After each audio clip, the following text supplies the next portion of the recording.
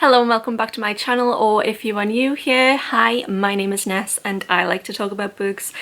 This morning I got woken up super early out of bed. It's the door. It was Royal Mail delivering Evernight and the Illumicrate boxes for October. I was not expecting them today. I was expecting a lovely lie-in, but honestly, this is worth it. When they both came at the same time, I was like really overwhelmed and excited to be sitting down and opening them both. I'm a little bit nervous for the Evernight book though, because I don't know how I'm going to feel about the pick and the Illumicrate box. We've had so many good boxes recently. I think we've had 4 really good ones in a row. Spooky and autumnal theme, that's what I want. I think I'm going to open the Evernight one first because I've waited for this one the longest. I really love the Evernight subscription, but I feel like some of their picks probably weren't the spookiest in the horror category that they could have chosen.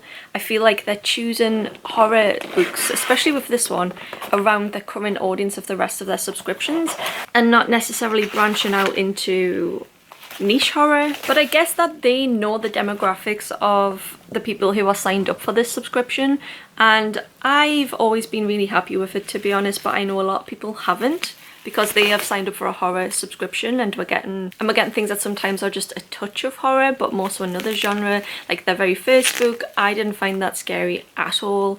The last book that we've had was a lot of family drama as well with a touch of horror. It feels like everything with just a little touch of horror, but I don't mind. That's just the topic of discussions that I'm seeing, so I just wanted to be part of it. Personally, all the picks are ones that I would want to read and I would have bought in the shops. Are they always in Waterstones in the horror section? No, but I've still enjoyed them, so I'm not bothered. So the book this month is, I know what it is, and I'm very excited by it, but I know a lot of people won't. And that whole spiel is pretty much because I know what the book for this month is, and I feel like this one was the one that got the most kickback on their Instagram. So the book is An Academy for Liars, and I am not let down in the slightest. Illumicrate, the Evernight subscription, you kill it. You kill it every single time. I've not been disappointed by a design of this. We always get the most beautiful redesigned covers. This novel is by Alexis Henderson, who also has some really popular works like The Year of the Witchling, House of Hunger, is that it? Yep, House of Hunger. So I would have picked this up anyway, would have loved this. An Academy for Liars seems like such a great concept. It has this really cool snake on the back. I love how these look like they're lighting up because they've got the ever so shiny bits on. There's a digitally printed edge. I thought it was the same art as the cover, but it's not. It is actually different art, just done to look in the same style. Oh, actually, no, it is taken copy and paste, and I know a lot of people don't like that. I don't mind it, but it is kind of like, it's this bit here copied here, so you get this twice in very close proximity, which is a little bit weird.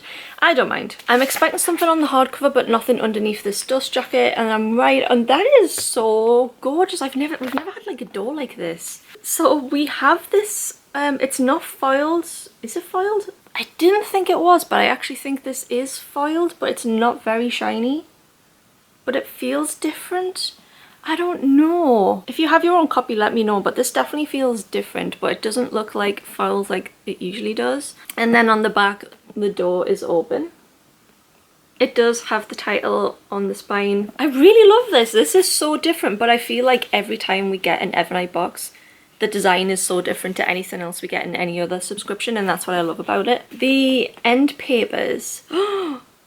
Oh, they are spooky. So I'm guessing that this is the main character, but if you look in the mirror behind her, the face is different.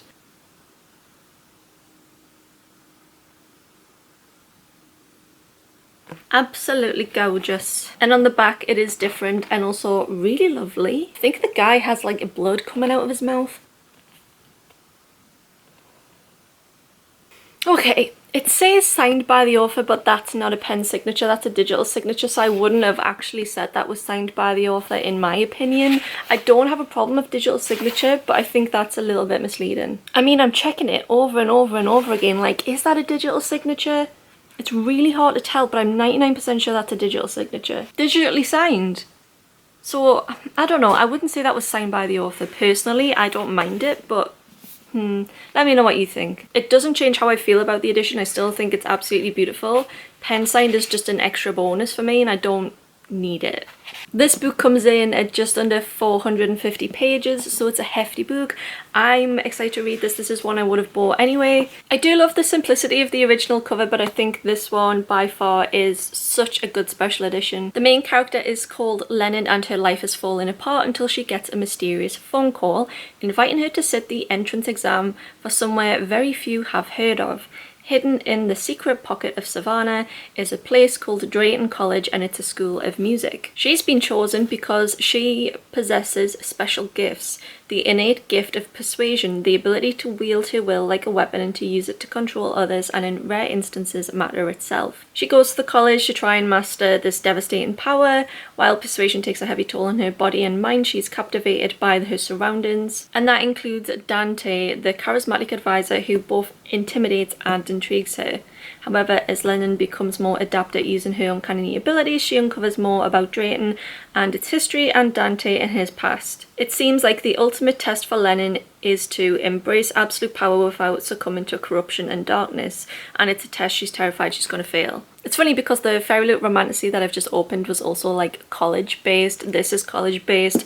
Is the Illumicrate book going to be college based? Are we going 3 for 3 this month? I'm keeping this. This is a 10 out of 10. The only thing I would change is I would have removed signed by the author. That's just me. On the shelves you go, to be read in maybe 5 years. Honestly, it's getting out of control. I'm super excited to be opening this. For some reason, I'm just loving items right now. I did buy the young adult Fairyloot September box off Vinted for like nearly double the price of what it would have been for the subscription because I loved the items in it, loved it. And I also loved the book. And that just like, the anticipation of that coming made me really excited for this. I'm hoping it's spooky. Please be spooky. I don't think this is going to be spooky. So the theme for this month is colours of magic, and that doesn't sound spooky to me. I'm going to try and guess without looking at this. This is a very light box, but we've had some really good boxes recently, so I'm kind of expecting a low value on this month. I don't see a very cohesive theme. This just looks like a random mishmash of items, but we'll see. So the first item is kind of like a springtime travel bottle set. Again, this was where I'm like, what's this got to do with the theme? What does this have to do with the book? It might have something, I might be judging it. It's a practical handy item, but it's not giving anything, it's giving honeybees. Is it based on the Honey Witch? Yes, it is, based on the Honey Witch. Okay, witch tying into colours of magic. I just think that is just a bit of a... do you know what I mean? I mean, it's super handy to have because I don't go on holiday ever. But I'm guessing other people do because other people don't have a dog. But you could just pick these up from Poundland for £1 if you needed them. Poor start. Next item is washi tape. I mean, it's pretty. I really love the middle one. But again, another item which I see like really low value. I mean, like, that's like £2 to me. I mean, I know I did say like I was expecting a low quality box, but this... Washi tape is based on Gods of Jade and Shadow. The theming is really poor. The next item, a Moth to a Flame chain pin set, inspired by Crimson Moth. If you like pins, I think it would be really nice. I've never ever used any of the pins that have came in subscription boxes, and I think that's a shame. I just don't have a use for them. Not happy with any of these items. And the last item is Priory of the Orange Tree? A book sleeve. Yeah, it's a Priory of the Orange Tree book jacket. I wish they'd made this big enough for Priory of the Orange Tree to fit into, but there is absolutely no way that that book is fitting into this jacket. Very few of them actually do. I've found that when I've been trying to use these jackets, I've been really having to bend like the front or back page really far back for it to actually like get into these. So I don't use these that often, even though they are like great for protecting the hardcovers of your books. For pulling them and actually getting them in, it's not the best. I really like the design and I really like the concept, but it's just too little too late for me with this box. Really poor items in my opinion. I feel like I haven't been negative in quite a while.